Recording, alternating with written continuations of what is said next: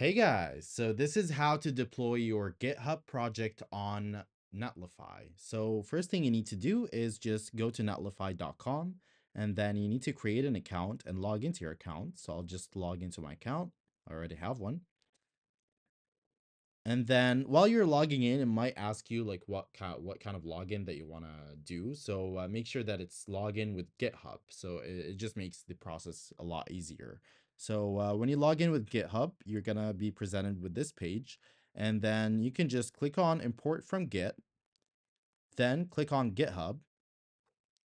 We'll send you to an authorization page. So I'm already authorized, so I can just go ahead with the next step. And then I can just click on the project that I want to deploy. So I'll just deploy this quote generator that I made with CSS and HTML. And here I can just click on the site name search bar, or like the text bar, and I can just write the name of the site. So I'll just write quote generator.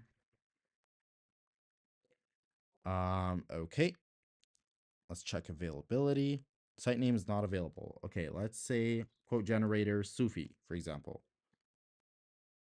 Okay, available. So I don't need to fill out everything else. I'm satisfied with what I have right now. So I can just click on deploy right here and just give it a moment.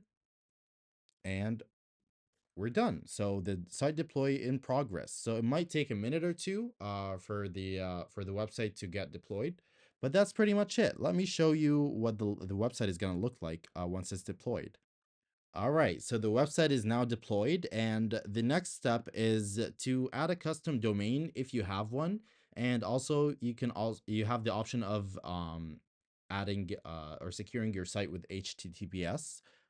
So that's up to you, but I don't want to add a custom domain right now because it's not a main project of mine, and I don't really care about securing it. But yeah, that's up to you.